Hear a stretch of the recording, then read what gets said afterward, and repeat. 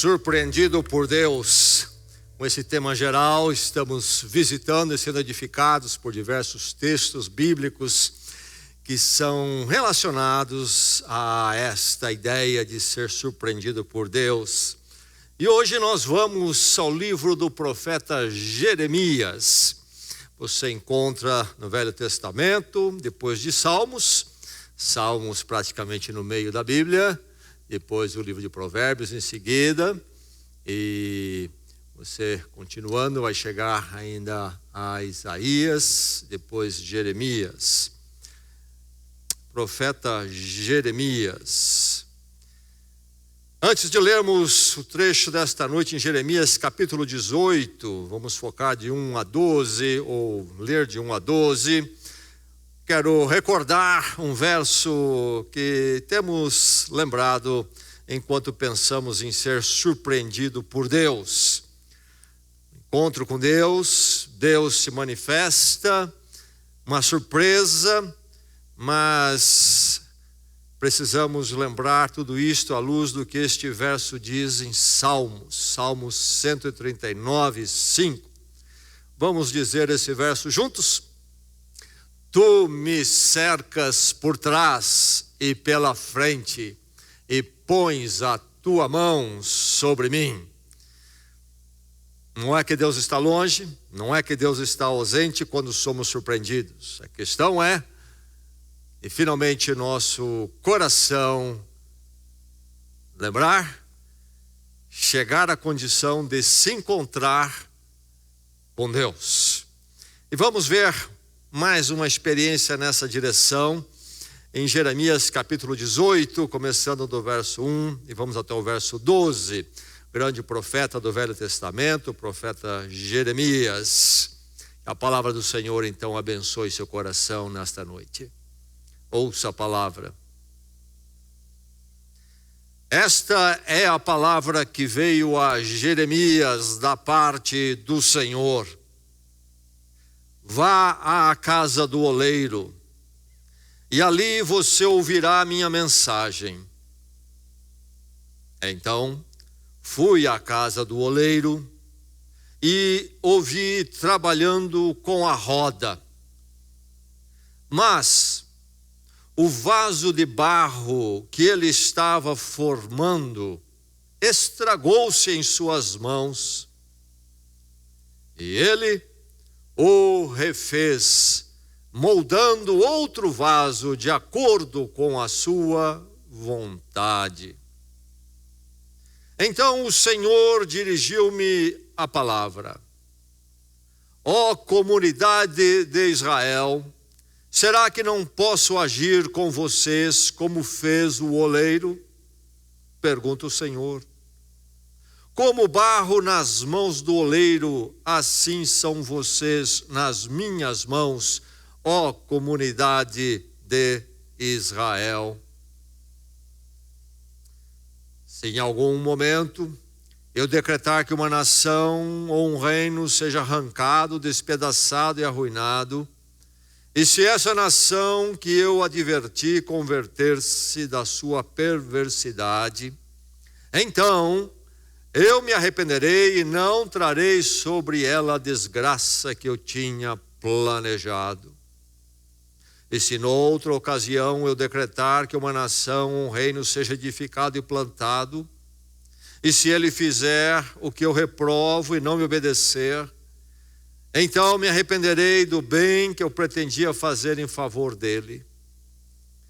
Agora, portanto, diga ao povo de Judá e aos habitantes de Jerusalém: assim diz o Senhor, estou preparando uma desgraça e fazendo um plano contra vocês.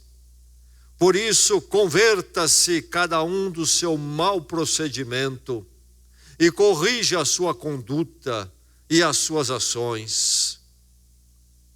Mas eles responderão: não adianta, continuaremos com nossos próprios planos. Cada um de nós seguirá a rebeldia do seu coração mau.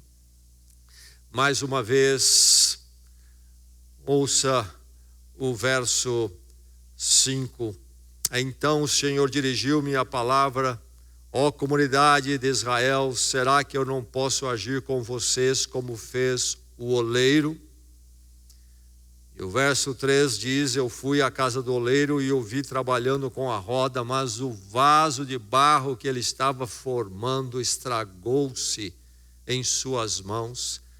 E ele o refez, moldando outro vaso de acordo com a sua vontade.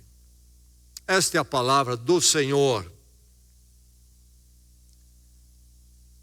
Cerâmica é uma arte nos nossos dias. Muitas pessoas procuram a cerâmica como um hobby, e há aqueles que são artistas neste campo e se dedicam integralmente à arte da cerâmica. E aí estamos falando da cerâmica então, manual, como um trabalho manual, feito então um a um, com os olhos ali da pessoa, moldando a diversas formas de cerâmica. E uma muito comum é o vaso.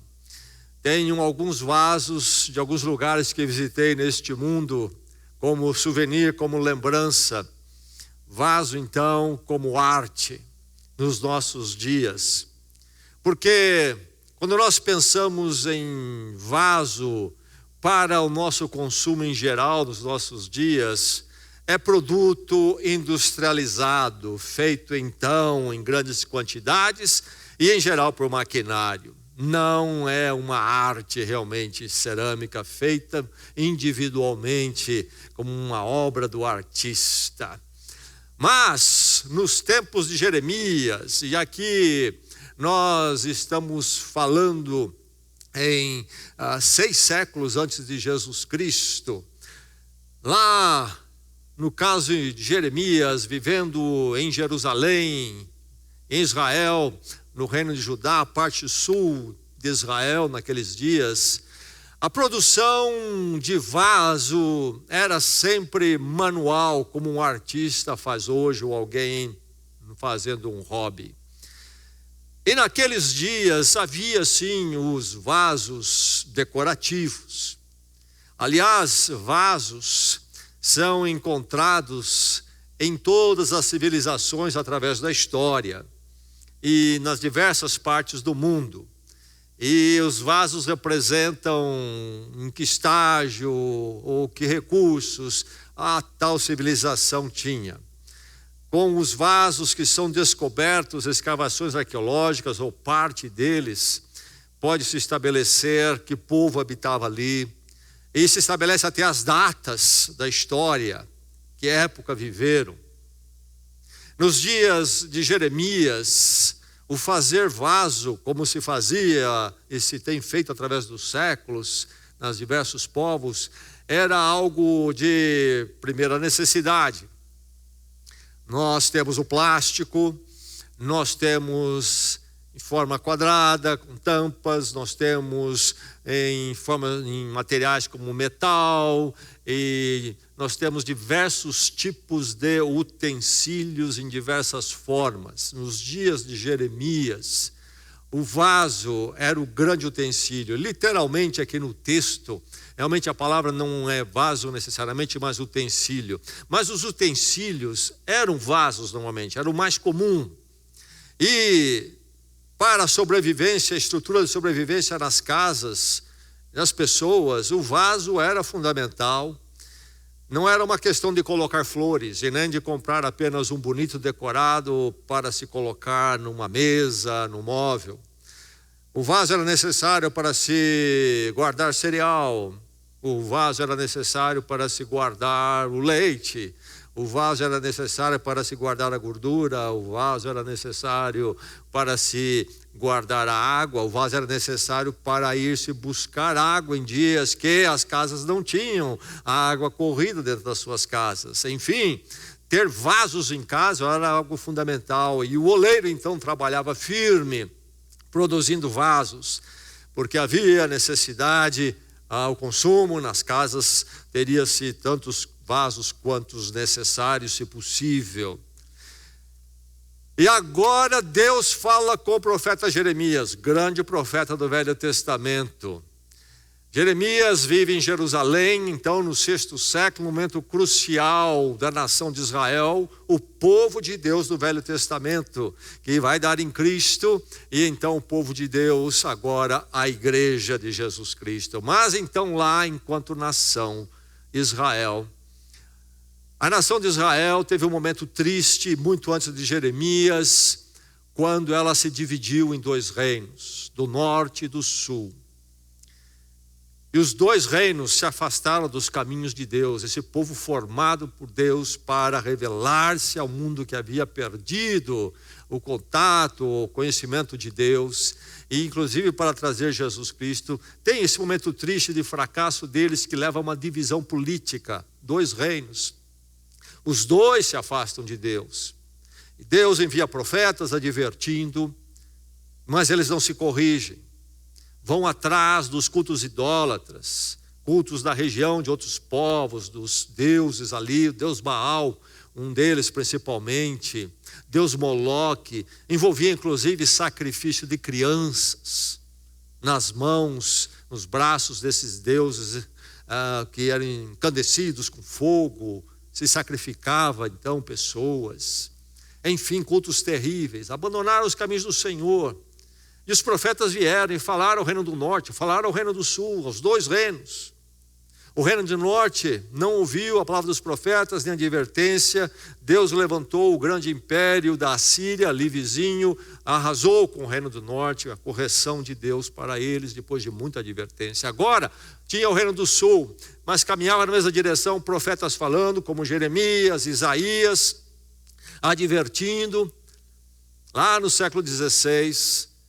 E então, poucas décadas depois da derrocada do reino do norte, o reino do sul está prestes a enfrentar punição semelhante, mas agora não mais os assírios, eles haviam caído, os babilônicos também ali na região tinham se levantado como grande império.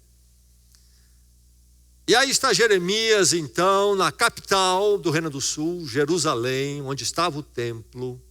No meio dessa situação difícil, a política está quente ao redor, a geopolítica, Babilônia, o Egito, os conflitos, ali está Israel e outros povos menores. E o povo então começa a buscar soluções políticas, e os profetas apontam que não é por aí, o socorro deles não são acordos políticos, mas um acertar-se com Deus. E advertem isso.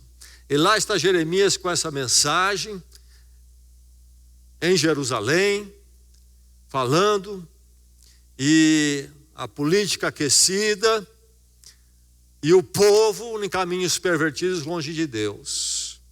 E no meio desse quadro todo chega esse momento, e quando Deus fala a Jeremias, isto aí estamos falando de poucos anos antes de 586, quando a Babilônia veio sobre o reino do sul, sobre Jerusalém, e foi um arrasa-terra, terra arrasada.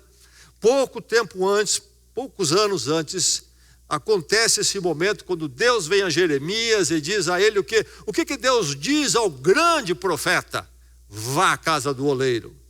Vá à casa do oleiro. Não sei se você esperaria isto da parte de Deus. Você pensaria num grande profeta e pensaria em Deus e algo diferente acontecendo. Deus, talvez de uma forma muito sublime, sobrenatural, uma visão, grandes coisas, mas Deus diz, não, vai à casa do oleiro. Quem é o oleiro? Oleiro, na nossa língua, pode se referir àquele que trabalha na olaria, fazendo cerâmica no sentido de telhas, tijolos. Mas oleiro também significa, na nossa língua, aquele que justamente trabalha com a arte da cerâmica.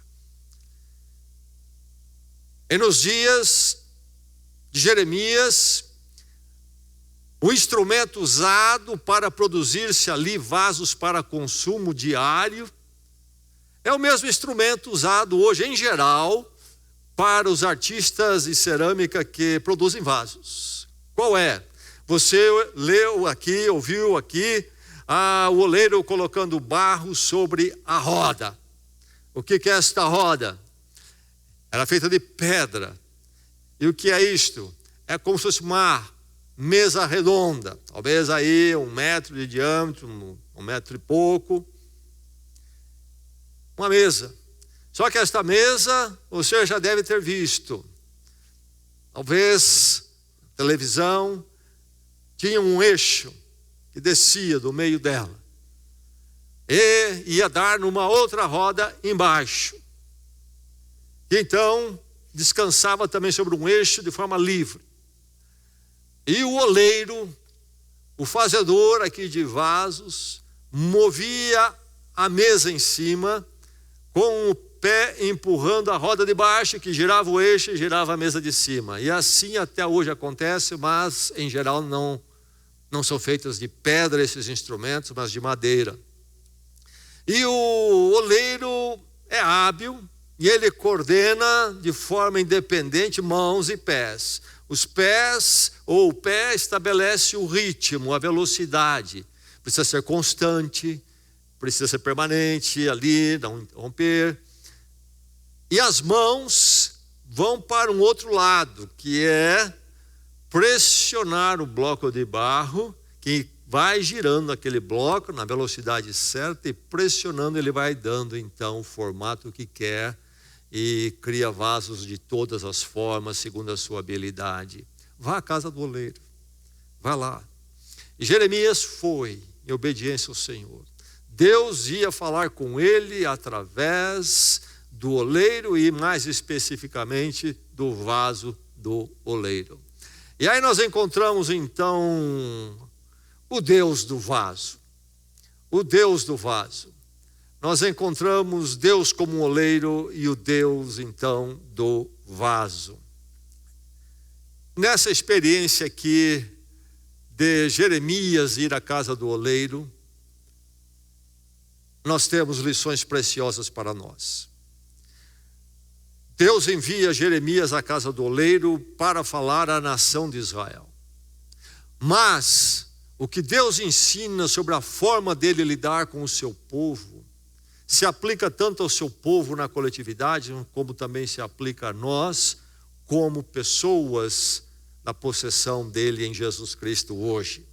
Como discípulos de Cristo alcançados por Deus através da graça dele em Cristo, a morte de Cristo na cruz por nós, nós somos como barro nas mãos do Senhor, assim como Israel era barro nas mãos do Senhor, e assim como era o barro nas mãos do oleiro que Jeremias foi visitar. Mas lá está o oleiro, ele é caprichoso, ele precisa fazer bem o vaso, e ele está trabalhando ali, e daqui um pouco ele percebe que o vaso não está tomando a forma, o barro não está caminhando na modelagem da forma esperada, aquilo que ele projetou na sua mente, visualiza na sua mente. E o que ele faz? O texto não diz que ele amassa tudo e começa. Nós não sabemos exatamente o que se passou ali, mas a verdade é que o texto diz, sim, e ele o refez. Ele o refez. Então houve ali uma interrupção está sendo feito e houve um desmanchar do que foi feito em alguma forma, em alguma medida, para que pudesse acontecer o refazer. E aí nós estamos vendo então a forma de Deus trabalhar com Israel no Velho Testamento, e nós tivemos aqui lições, verdades que se aplicam a nós hoje, então andando com Deus, nós que fomos alcançados em Jesus Cristo. E como nós precisamos aprender a lição, a verdade profética do oleiro e do vaso. Nós vamos entender melhor o nosso caminho e vamos guiar de forma mais sábia os nossos caminhos. Nós vamos interpretar de forma diferente e de forma espiritual, sublime, o nosso caminho. Esse Deus do vaso, esse Deus que modela. A minha experiência, a sua então, como foi de Israel, é de ser modelado pelo Deus do vaso. Eu e você somos barros que Deus modela para sermos este vaso, utensílio. nas mãos dele. E aí nós vamos perceber do texto que há uma modelagem intencional.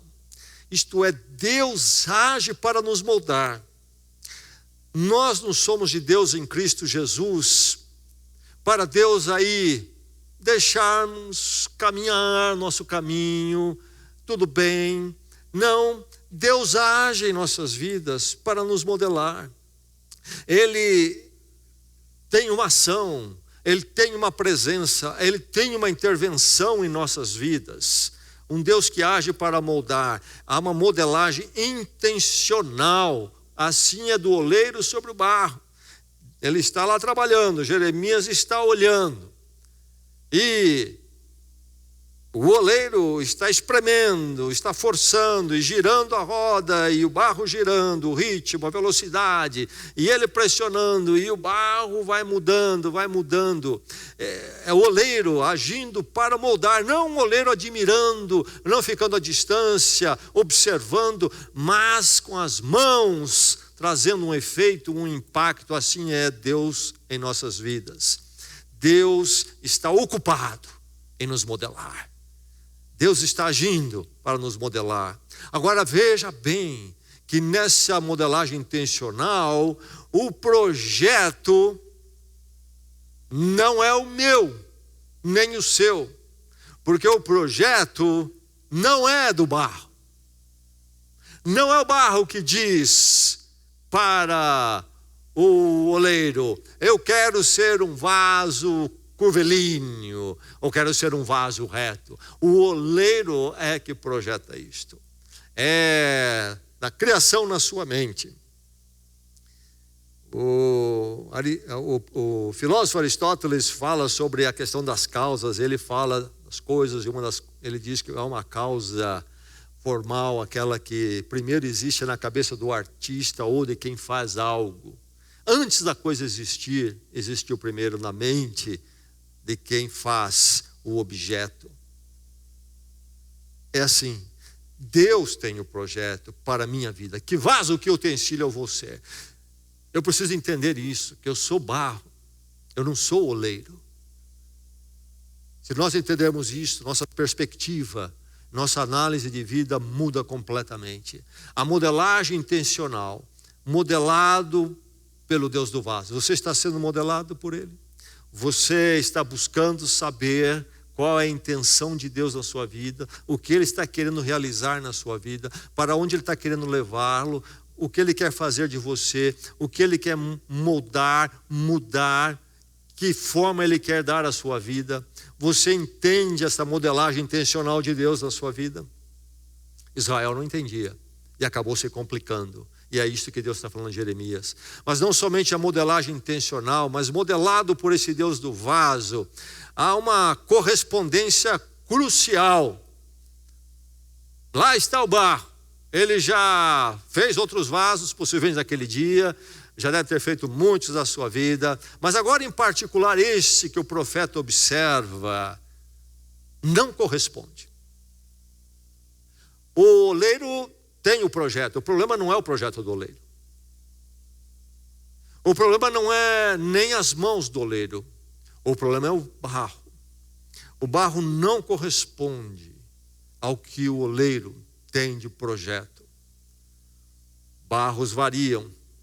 Temos aqui nesta noite certamente barros ou cerâmicas de argilas, melhor dizendo, diversos tipos.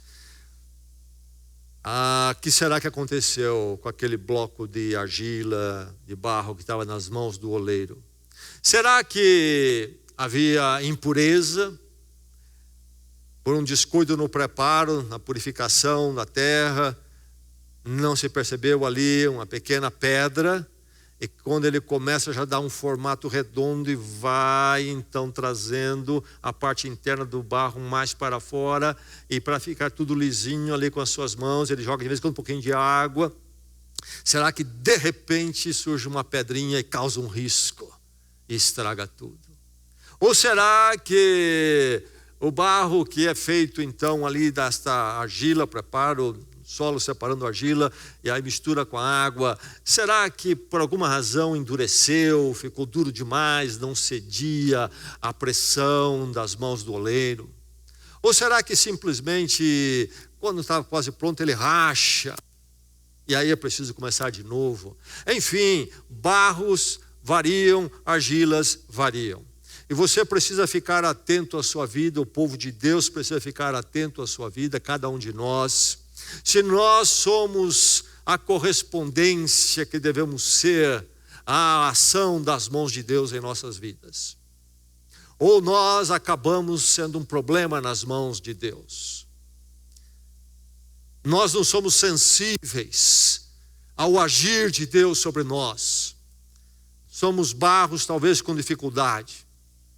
Será que o orgulho não nos permite sermos modelados por Deus? Será que um pecado de estimação guardado também não permite isto? O que será que acontece? Será que a atração, a tentação do mundo vem atrapalhar o modelar de Deus na minha vida e eu não correspondo? A correspondência é crucial. O fato do barro não corresponder foi a razão do oleiro ter que começar de novo. Sou eu a correspondência, o barro da correspondência adequada que Deus busca e Deus quer? Ou será que não? Preciso pedir que Deus me prepare melhor como barro, modelado pelo Deus do vaso. Essa modelagem intencional é com a correspondência crucial, mas onde correção acontece. Correção acontece. É parte do processo do oleiro trazer este vaso a vir a ser, e vir a ser conforme ele intenciona. É preciso às vezes a correção. Lá está o vaso. Eu vi uma vez algo semelhante acontecer. E eu fico sempre admirado de ver pessoas com habilidades artísticas. Não tenho nenhuma e admiro os que têm. Admiro pessoas que pintam quadros, por exemplo, mas pintam mesmo. Você sabe quando é um artista. Não estou falando de alguém que vai pintar, por exemplo, uma paisagem, inclusive uma paisagem fictícia. Eu admiro ver, porque a paisagem, antes de acontecer no quadro, está tudo na cabeça dele. Já vi fazerem isso. Eu fico admirado. Eu gostaria muito de pintar. E eu fico olhando, e no meu entendimento primário de pintura, eu sou sempre surpreendido, porque o artista começa pintando no quadro uma paisagem de um lugar onde eu nunca começaria. E lá o sujeito pintando, então, cenário com casa, no campo, depois ali um bosque, flores e tudo.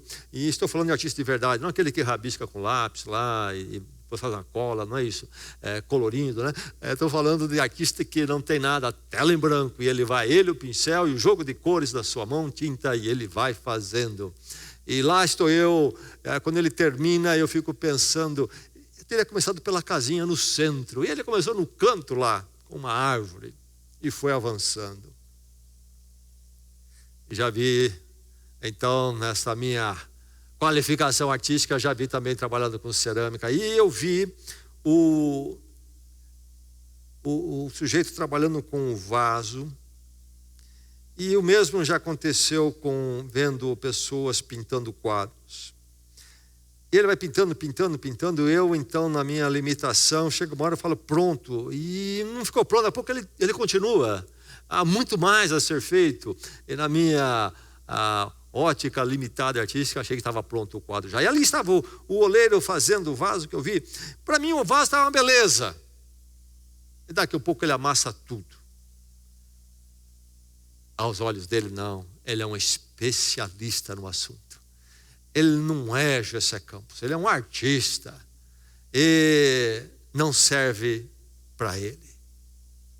E o que ele faz, ele amassa. O mesmo aconteceu aqui então. Não iria continuar daquele jeito, teria que ser feito de novo. E Deus fala que esta ação do oleiro para Jeremias é a revelação dele para o povo dele. Deus fala da correção, da ação corretiva de Deus. Deus não está pactuado com fazer vasos de segunda categoria. Deus não olha para mim, você, e diz: terceira categoria está bom para o Gessé, vou trabalhar com terceira categoria nele, um vasinho lá qualquer. Não está conforme a vontade dele. A modelagem intencional, vem a correção. Para Israel acabou sendo a vinda do exército babilônico para cima deles. Mas na nossa experiência de vida, nós temos muitas vezes os nossos exércitos babilônicos. Numa experiência difícil, no momento do contratempo, o que acontece conosco? Nós vamos à presença de Deus, avaliar o que está passando no momento. E no mundo conturbado, nós podemos sofrer contratempos que não têm a ver necessariamente com as nossas falhas, mas de um mundo falho. Mas nós temos que ter a sensibilidade e humildade ante Deus e analisar: será que o que eu estou atravessando é porque eu não estava no caminho certo, na direção certa? E muitas vezes não é nem por uma má intenção moral, eu quero errar, fazer diferente de Deus, eu quero pecar. Muitas vezes é porque eu estava equivocado e Deus tem que me sacudir, para que eu repense e reencontre o caminho. Enfim, a correção acontece, somos como barro sendo formados nas mãos de Deus.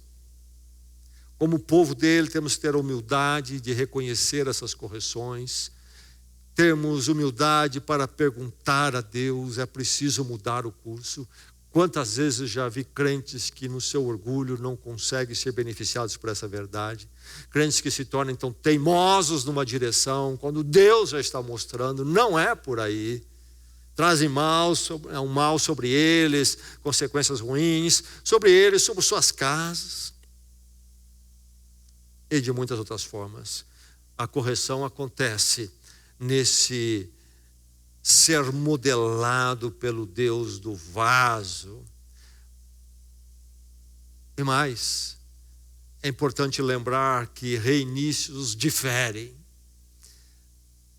O oleiro começa de novo. Nós não somos informados em que estágio esse começo aconteceu. Será que ele jogou de novo no pote ali, jogou mais água, misturou? Ou será que não precisou voltar tanto essa estaca zero? Será que ali mesmo na mesa ele jogou um pouco de água e deu para dar uma ajeitada? Será o barro já ficou mais maleável? Será que era apenas a questão de amassar e tirar aquela pedra e o barro estava muito bem na sua consistência e tudo mais? Em que estágio ele recomeçou, nós não sabemos, varia. Mas a verdade é que ele teve que recomeçar de novo, do zero. Precisamos aprender também onde nós precisamos reiniciar. E será em pontos diferentes, em experiências diferentes. Dependerá da necessidade de quanto Deus precisa retroceder conosco para o nosso próprio benefício e para virmos a ser essa correspondência à ação dele em nossas vidas, a direção dele em nossas vidas. Modelado pelo Deus do vaso. A experiência do reinício, a experiência da correção é uma que muitas vezes traz 1000 questionamentos e nós questionamos inclusive Deus e o que Deus está fazendo, por que Ele está fazendo isto. Mas se nós lembrarmos que a modelagem é intencional, porque o oleiro é intencional, nós nunca veremos de ver possíveis correções como fortuitas nossas vidas, como coisas que não têm nenhuma utilidade. Nos contratempos, nos momentos que nós não entendemos porque as coisas não foram como queríamos, nos momentos quando é muito claro que vem a nós algo desagradável, uma dor, um contratempo, porque nós sabíamos conscientemente que estávamos no caminho errado. Quando nós temos essa visão da modelagem intencional, tudo isto ganha um significado muito além da questão em si.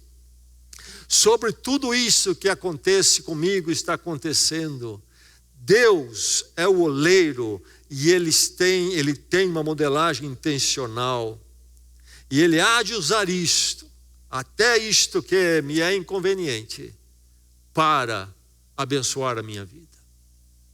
E aí, então, nós pensamos na lição maior aqui, o objetivo da excelência. O que é objetivado pelo oleiro é a excelência. O que é que Deus deseja em mim, em você? O melhor. Deus não tem nenhum projeto, departamento no seu ateliê para vasos de segunda linha. Todos os vasos, barro então, são para a primeira linha. Trabalho feito na excelência. E a maravilha então aqui, meu irmão, minha irmã, nesta noite, nós que fomos barros moldados pela cruz, onde nós fomos ali molhados com o sangue de Cristo e tornamos-nos então barro nas mãos de Deus.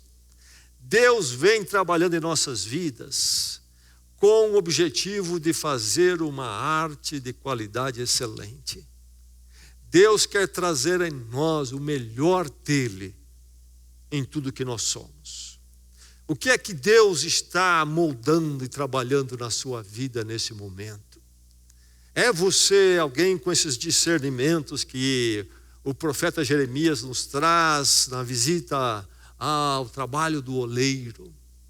E você vive, atravessa esses momentos que até você muitas vezes não compreende por um tempo, mas você vive e atravessa nesta visão maior, além e acima da situação, de que Deus é o oleiro no controle, e o projeto é dele, e ele está olhando sobre você, e há de trazer o melhor para a sua vida.